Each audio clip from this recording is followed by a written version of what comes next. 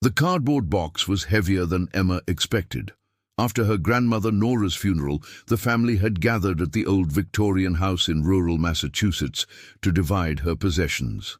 Being the only grandchild with an interest in history, Emma received the collection of old photographs and documents that had been stored in the attic for decades. "Take your time with these," her father had said. Mum kept everything from when she worked at the Willow Creek orphanage back in the 60s. Said there were stories in there that needed to be remembered. Emma now sat cross-legged on her apartment floor in Boston, carefully sorting through the contents. Most were administrative documents, faded invoices, and staff records from the orphanage, where her grandmother had worked as a nurse for nearly 30 years. But buried beneath the paperwork was something more intriguing. A leather-bound photo album with Hacienda records, 1917, embossed in gold lettering. Hacienda, Emma whispered to herself. The orphanage had always been called Willow Creek, as far as she knew. She carefully opened the fragile cover, revealing black and white photographs mounted on thick pages. Each photo was labeled with names and dates in elegant cursive handwriting. The children in the photographs stared back with solemn expressions, dressed in outdated clothing that marked them as children from another century. Emma turned the pages carefully until she reached a photo that made her pause. It showed a girl of about 8, with dark hair parted in the middle and large, penetrating eyes. Unlike the other children, who looked either frightened or resigned, this girl stared directly into the camera with an unsettling intensity. The caption read, "Elizabeth Harmon, admitted June 12, 1917. Something about the girl's expression sent a chill down Emma's spine.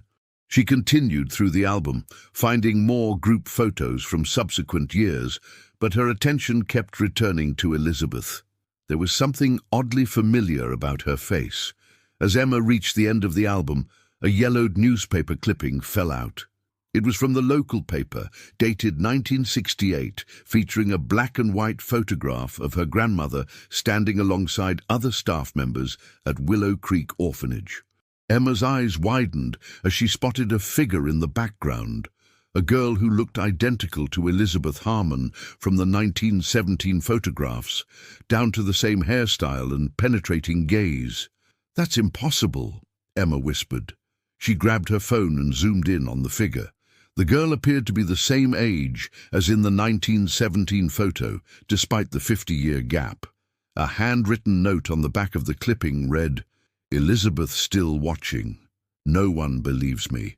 Emma's hands trembled as she set down the clipping. The apartment suddenly felt colder, the shadows deeper. She pulled out more photographs from the box, desperate to find an explanation. Among them was a staff photo from 1972, and there, barely visible at the edge of the frame, was the same girl. Her phone buzzed, making her jump.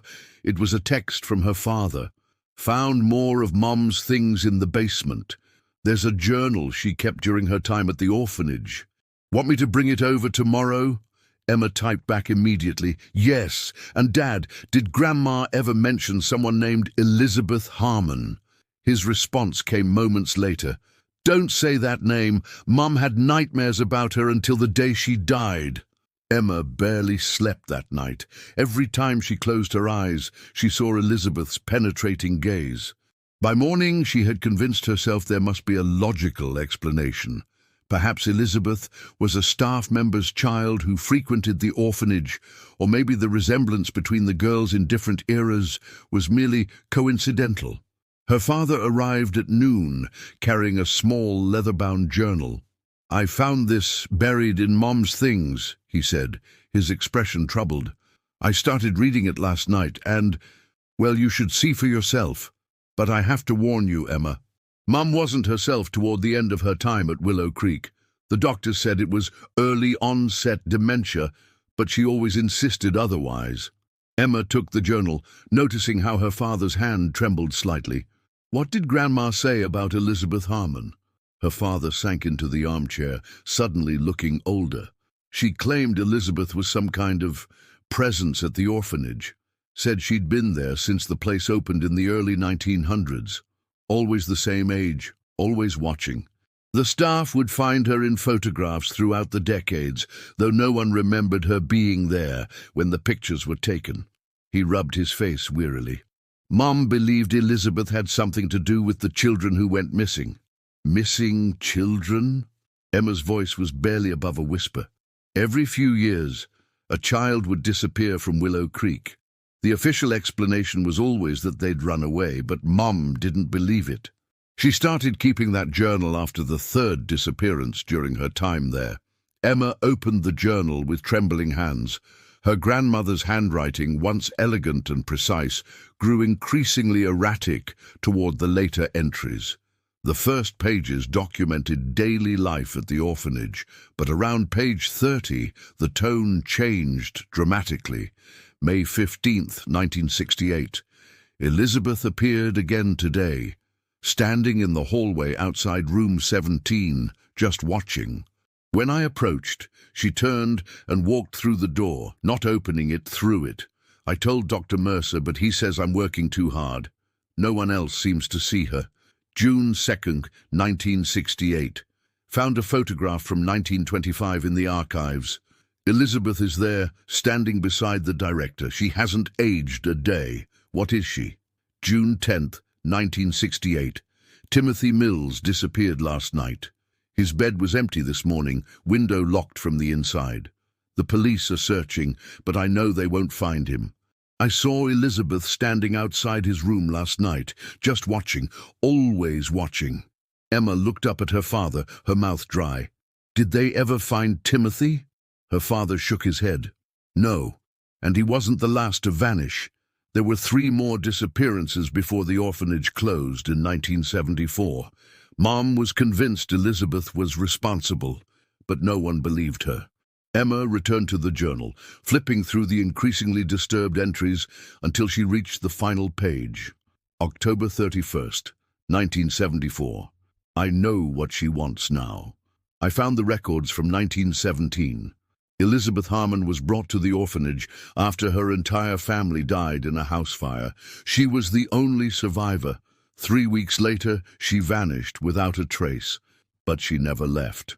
She's still here, still 8 years old, still looking for a family. And when she finds a child she wants, she takes them. I've seen her in every photograph taken at this place for the past 57 years, always watching, always the same. I'm leaving Willow Creek tomorrow. I can't stop her, but I can document everything. Someone has to remember. Emma closed the journal, her hands shaking. Dad, where was Willow Creek Orphanage located? It was torn down years ago, he replied. There's a housing development there now. Why? Because I need to know if any of the families living there have reported anything unusual. Her father's face paled. Emma, don't go down this road. It destroyed your grandmother's peace of mind. But Emma couldn't let it go. That night, after her father left, she spread the photographs across her floor, examining each one carefully. In photo after photo, spanning decades, she found Elizabeth, sometimes partially hidden, sometimes in plain sight, but always the same age, with the same penetrating gaze. Then she noticed something that made her blood run cold. In the most recent staff photo from 1974, Elizabeth wasn't looking at the camera. She was looking directly at Emma's grandmother, and her lips were curled into what could only be described as a smile. The following morning, Emma drove to the public library to research the history of Willow Creek Orphanage. The elderly librarian, Mrs. Patel, remembered it well. Such a sad place, she said, leading Emma to the local history section. It started as the Hacienda Home for Children in 1905, founded by a wealthy Spanish immigrant who lost his children to tuberculosis. After he died in 1920, it became Willow Creek. Do you know anything about a girl named Elizabeth Harmon? Emma asked. Mrs. Patel's hand froze midway to a shelf. Where did you hear that name? My grandmother worked at Willow Creek. She kept records. The librarian glanced around, then lowered her voice. There are stories about that place that never made it into the official records. Elizabeth Harmon's disappearance in 1917 was just the beginning. Children continued to vanish over the decades, always from inside locked rooms, always without a trace. She pulled out a bound collection of newspaper articles. Here, these are all the reported disappearances. The police investigated each one, but never found anything. Emma flipped through the articles, counting 17 disappearances between 1917 and 1974, when the orphanage closed. Each case followed the same pattern. A child vanished overnight from a locked room, with no signs of forced entry and no witnesses. What happened to the orphanage? Emma asked.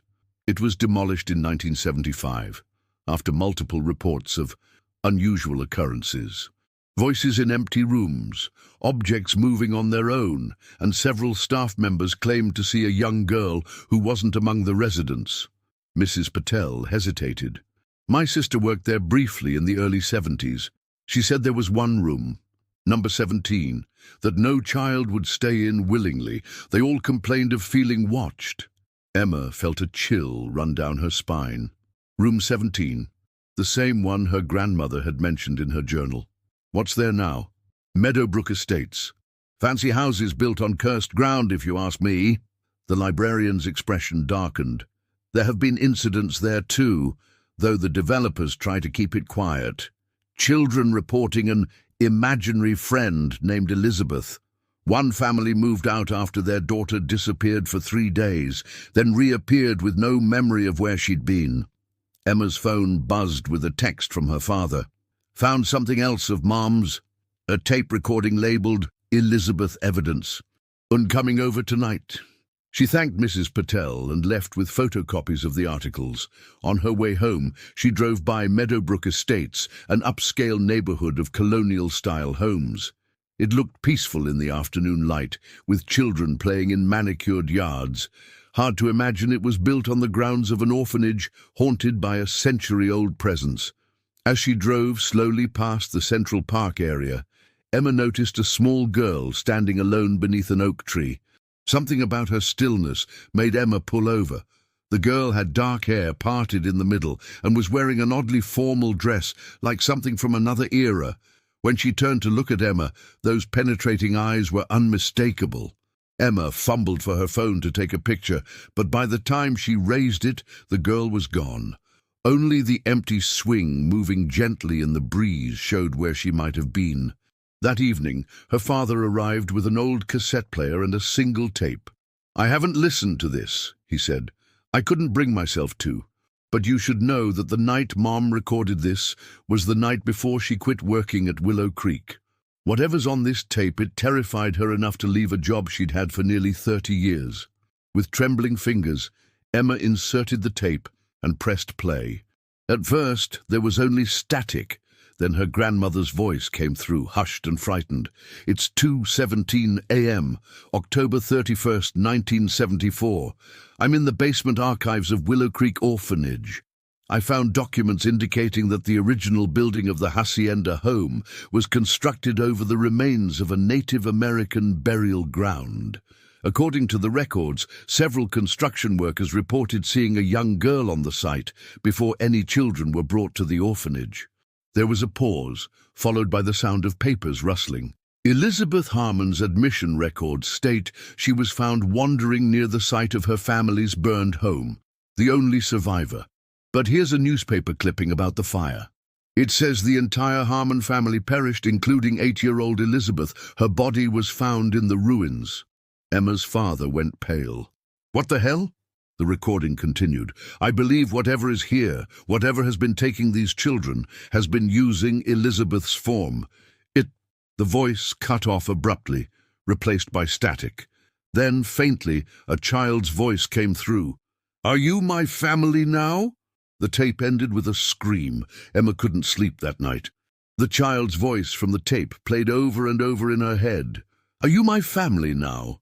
She kept the lights on, irrationally fearful of the shadows in her apartment corners.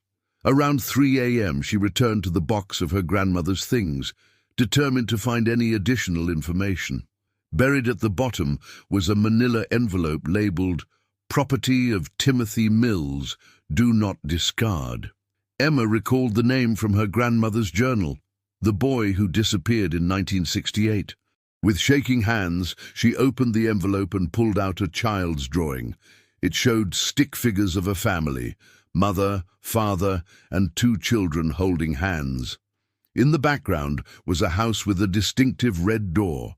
Written at the bottom in childish handwriting were the words, "My Wish Family." The second item in the envelope was a diary with only 3 entries.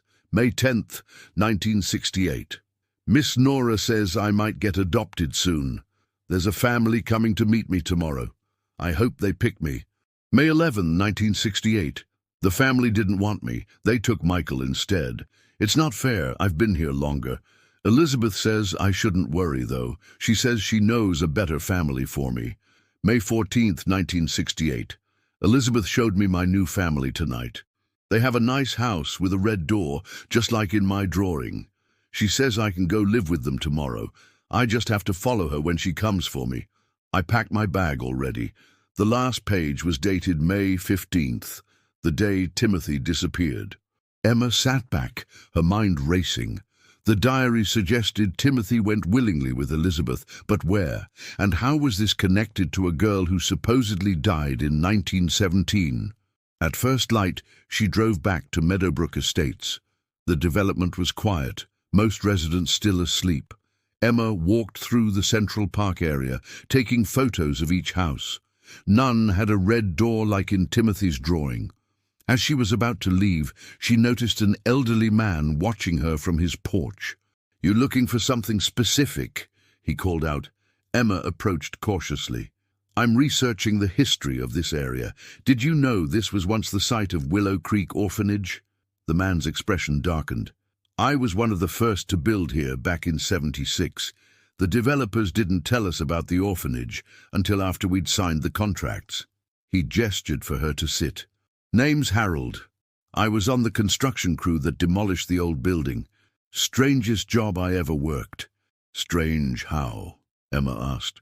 "We kept finding things in the walls, toys, clothes, small shoes, and there was one room we couldn't demolish for weeks because the equipment would malfunction every time we tried. Room 17. He shook his head. "Eventually, we had to bring in a priest to bless the site before we could finish the job." Emma showed him the photograph of Elizabeth from 1917. "Have you ever seen this girl around here?" Harold's face paled. "Where did you get that?" "My grandmother worked at Willow Creek. She kept records." "That's her, the girl my granddaughter used to talk about, her special friend who would visit her at night." His hands trembled slightly. "We thought it was just an imaginary friend until Abby started drawing pictures of her. Same face, same dress. Then Abby started talking about going to live with her wish family. We didn't think much of it until..." "Until what?" Emma prompted when he fell silent. "Until we woke up one morning and found Abby's bed empty. Locked room, no signs of forced entry. The police searched for weeks." His eyes filled with tears. 3 days later, she reappeared in her bed, with no memory of where she'd been. After that, we moved away. But I kept this house. I rent it out now. I couldn't sell it to another family with children. Couldn't risk it." Emma felt a cold dread settling in her stomach. "When was this?" 1983. But there have been other cases since then. Every few years, a child goes missing from one of these houses. Some return, some don't." Harold led Emma to his garage and pulled out an old map of the orphanage grounds, overlaid with the layout of the current development. "I marked every house where a child has disappeared," he explained. The marks formed a distinct pattern, a spiral centered on the park where Emma had seen the girl yesterday. "What was at the center of the spiral in the original building?" Emma asked. "The morgue," Harold replied grimly, "where they kept the bodies of children who died at the orphanage until they could be buried." Emma stared at the map, a theory forming in her mind. "Harold, did any of the children who disappeared draw pictures of their wish families before they vanished?" "Most of them, from what I heard." "Why?" "I need to find out where those families lived. The real ones, not the ones in the drawings." Emma spent the next 2 days in intense research, compiling information on every child who had disappeared from Willow Creek Orphanage and later from Meadowbrook Estates. She created a timeline on her apartment wall, connecting photos, news clippings, and notes with red string. A pattern emerged. Each missing child had previously been rejected for adoption or had experienced the disappointment of a potential family choosing another child.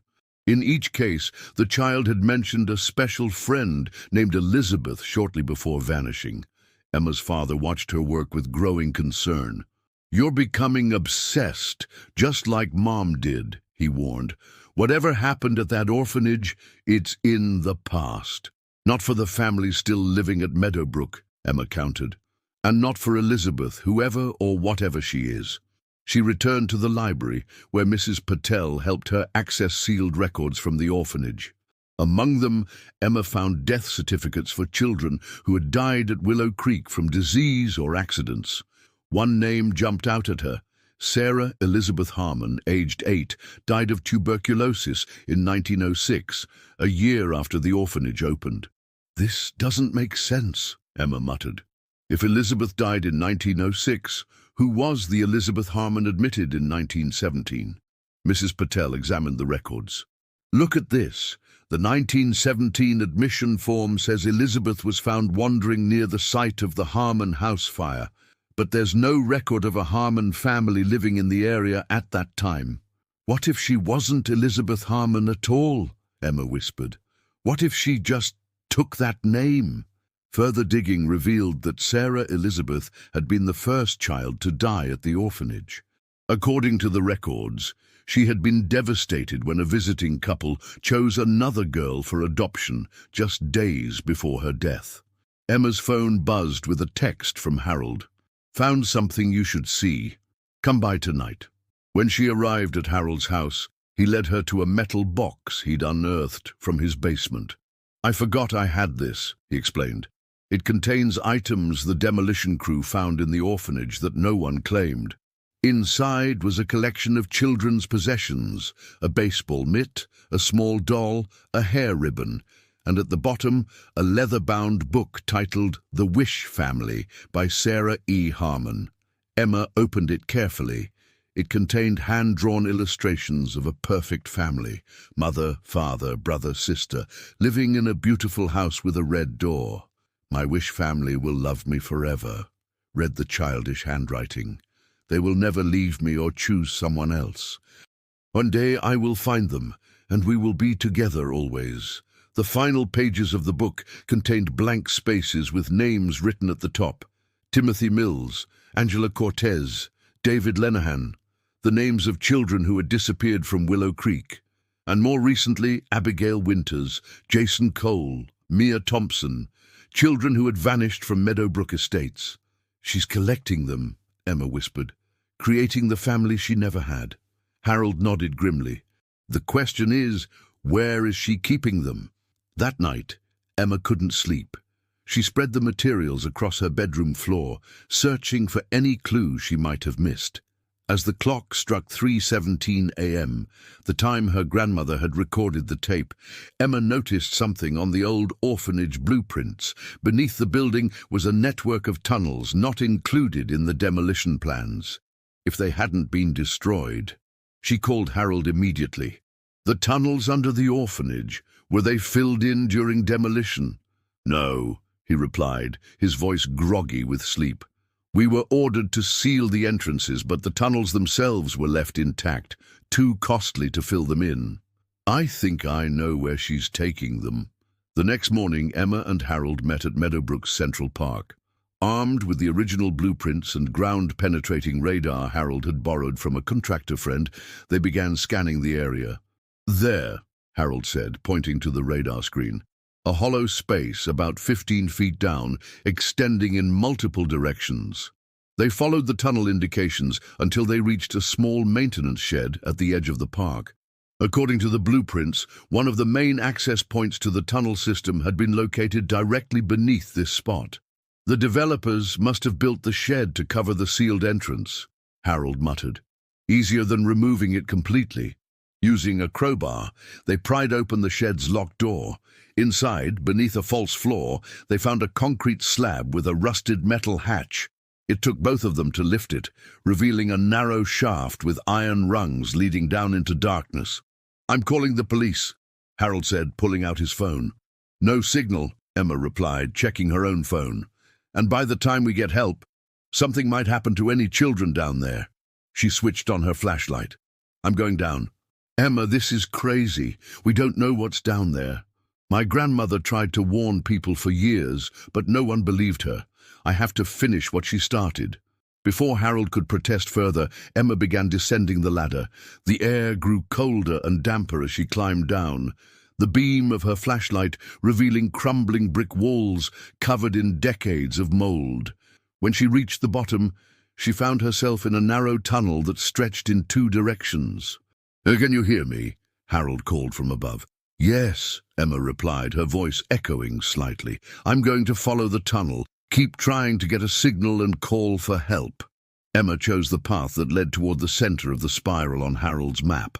The tunnel was surprisingly well preserved, though small animal bones crunched beneath her feet. After about 50 yards, it opened into a larger chamber that appeared to have once been the orphanage morgue. Old examination tables stood rusted against the walls, and empty filing cabinets lay toppled on the floor. As Emma's flashlight swept the room, she gasped. The walls were covered with children's drawings, hundreds of them, depicting the same scene. A perfect family standing before a house with a red door. At the center of the room stood a child-sized table set for a tea party, with places for at least a dozen children. "Hello!" Emma called out, her voice trembling. "Is anyone here?" A soft rustling sound came from a doorway on the far side of the chamber. Emma approached cautiously, her flashlight illuminating another tunnel beyond. This one was different. The walls were decorated with colorful drawings, and the floor was clean, as if regularly maintained. Emma followed this tunnel until she reached another door, this one painted bright red. Her heart pounding, she turned the handle and pushed it open. Beyond lay an impossible scene. The tunnel opened into what appeared to be a large, sunlit room, decorated like a child's dream playroom. Toys and books were scattered about, and cheerful wallpaper depicted forests and animals. But what made Emma's blood run cold were the children. 7 of them, ranging in age from about 5 to 12, playing quietly or reading books. They all wore clothing from different eras, matching the periods when they had disappeared. And sitting at a small desk in the corner drawing in a book was Elizabeth. She looked up as Emma entered, her penetrating gaze exactly as it appeared in the photographs from 1917. "You're not supposed to be here," she said, her voice eerily calm. "This is only for my family."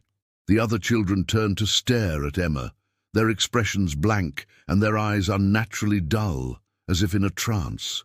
"Elizabeth," Emma said, fighting to keep her voice steady, "these children don't belong to you. They have real families who miss them." "No," Elizabeth replied firmly. "Their real families didn't want them, just like mine didn't want me. We belong together now."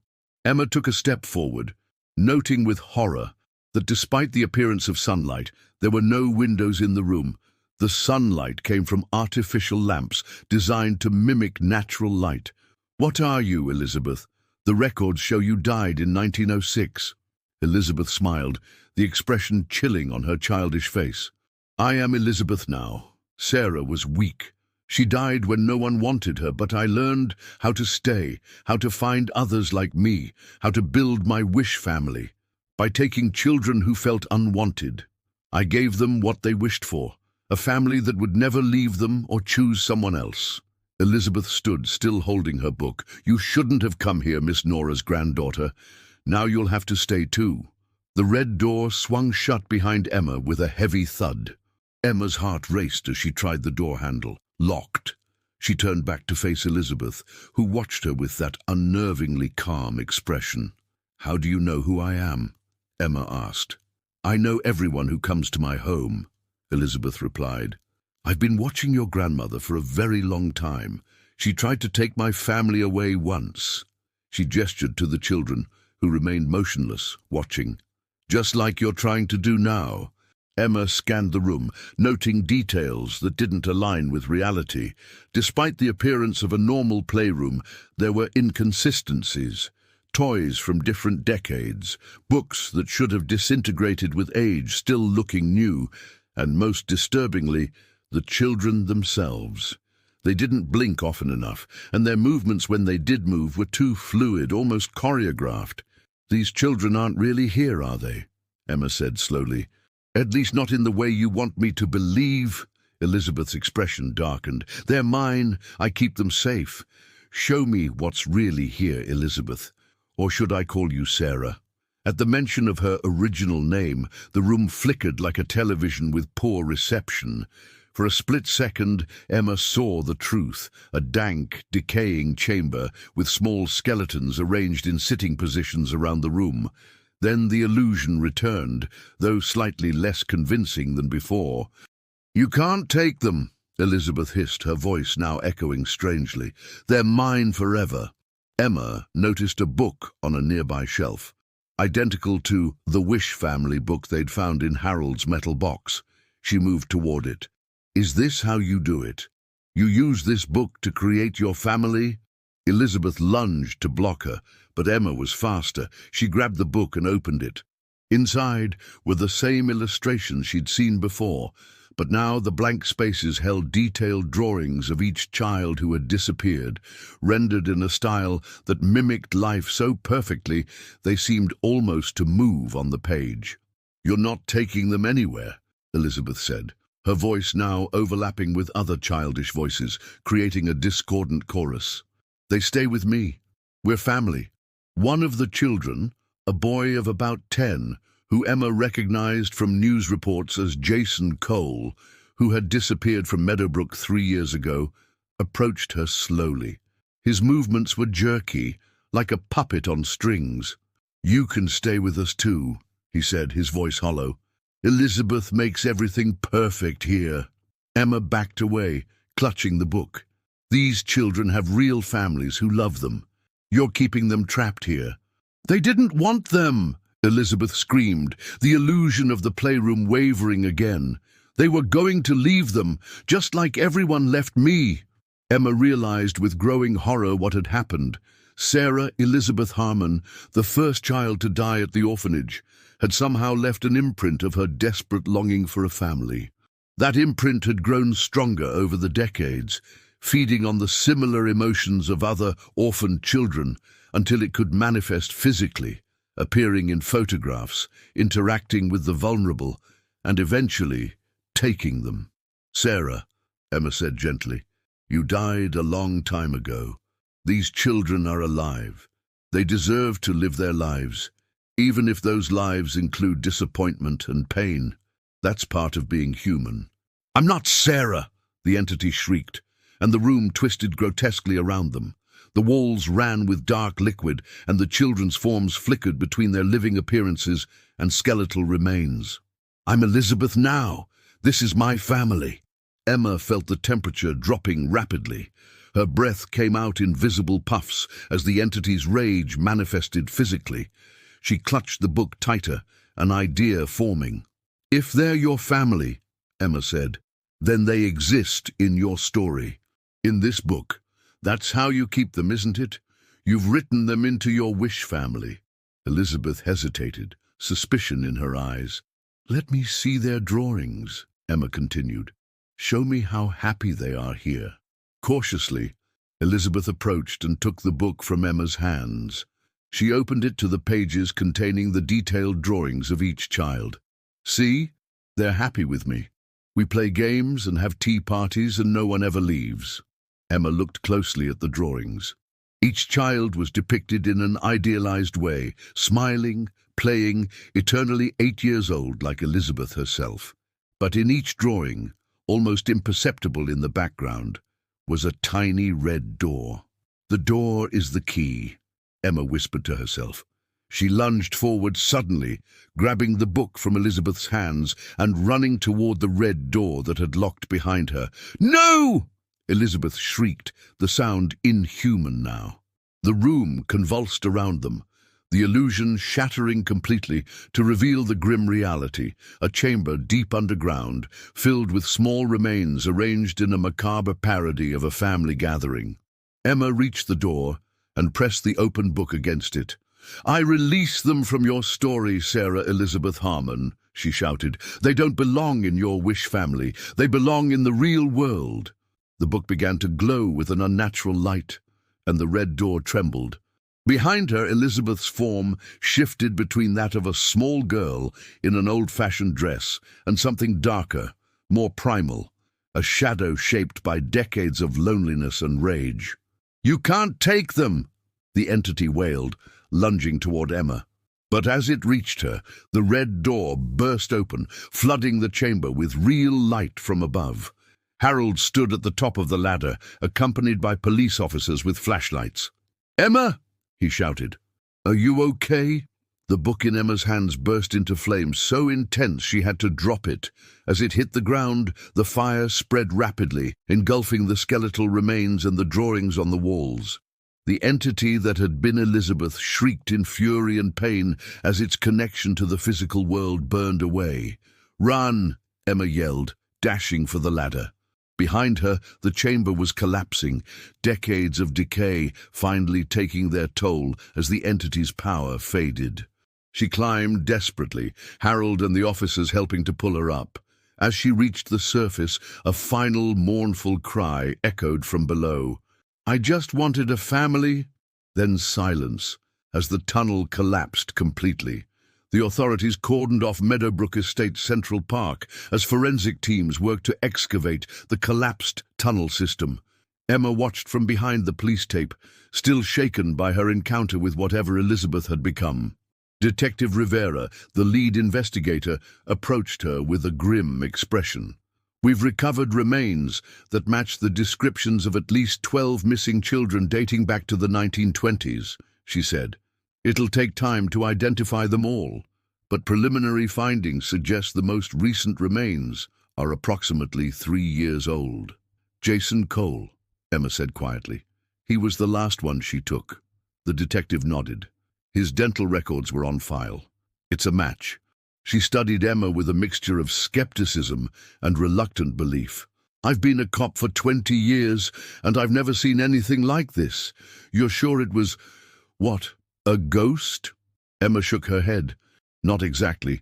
More like an impression left by a traumatized child that grew stronger over time, feeding on similar emotions from other children. A psychic echo that learned how to manipulate physical reality." "That doesn't make any scientific sense," Rivera said.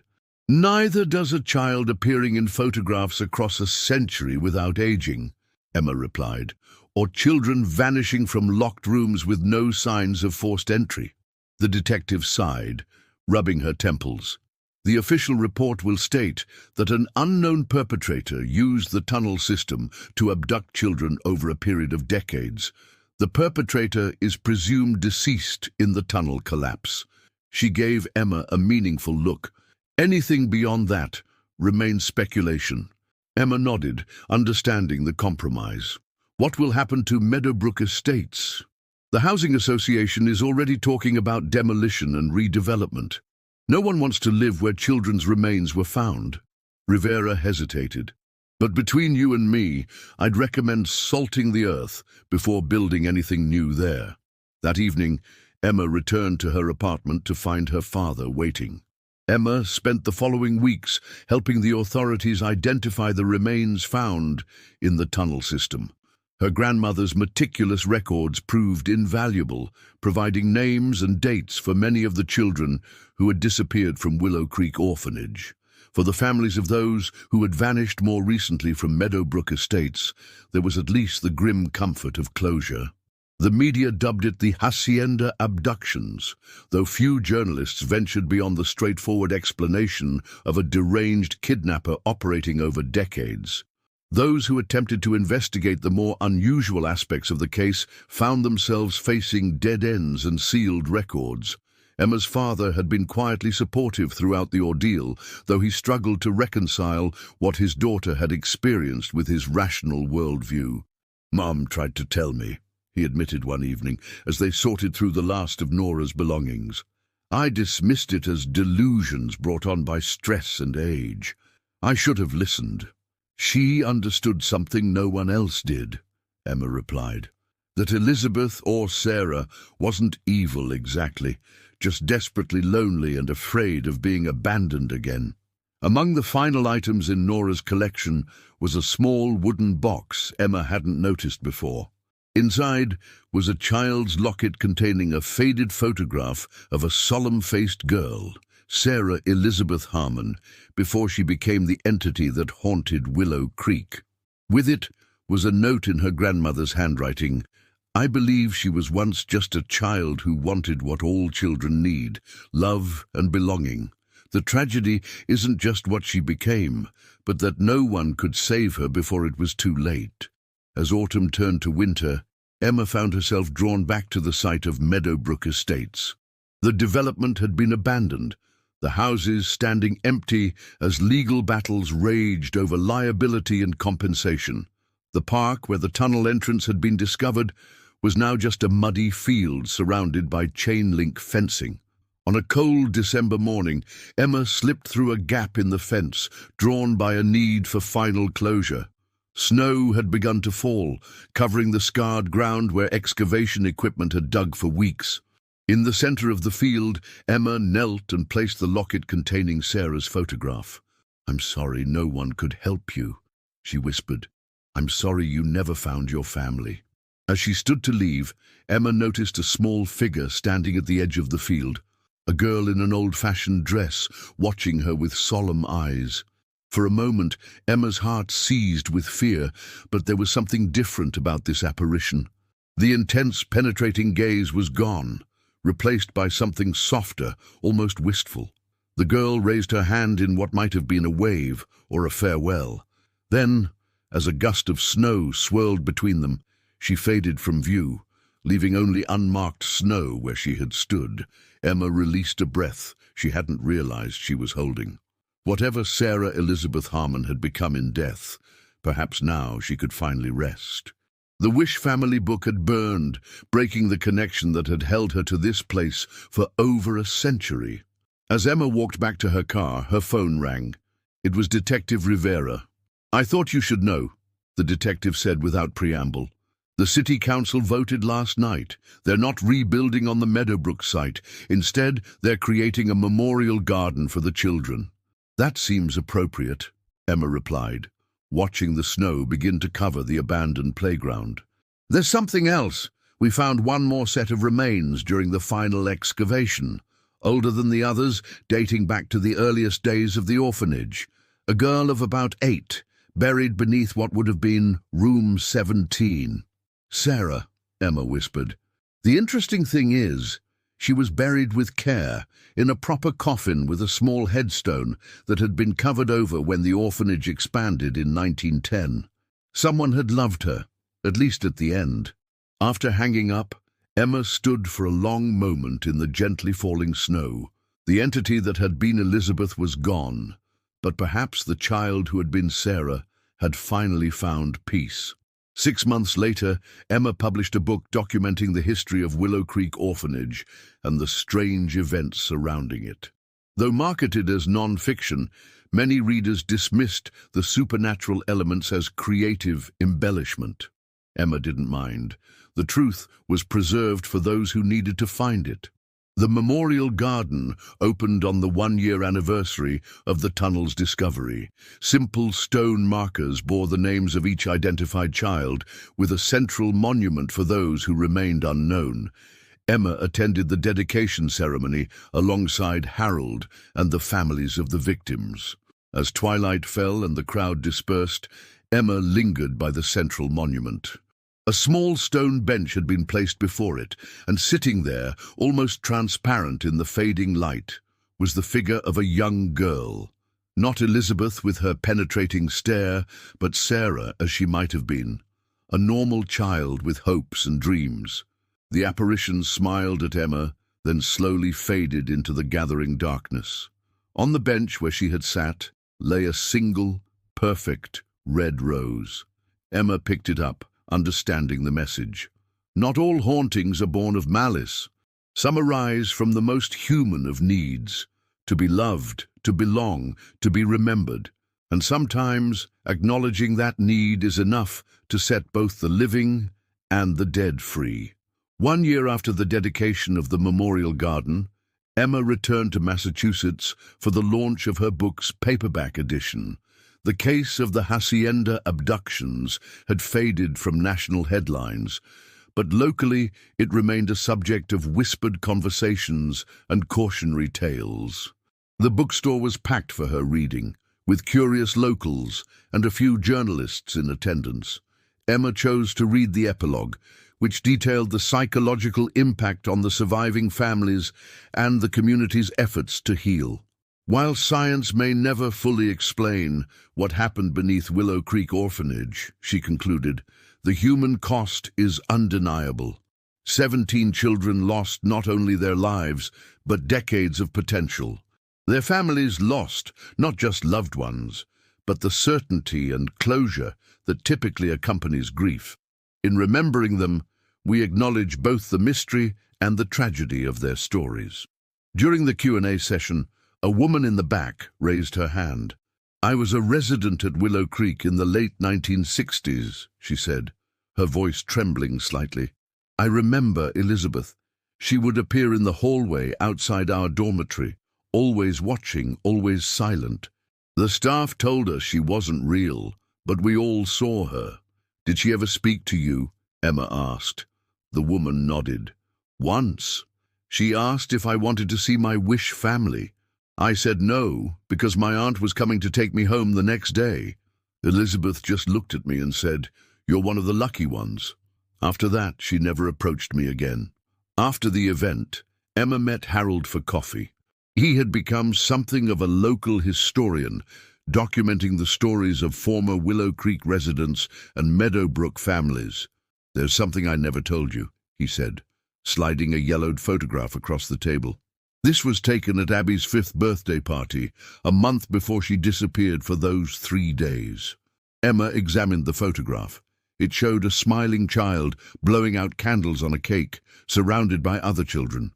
In the background, barely visible in the doorway, was a small figure in an old-fashioned dress.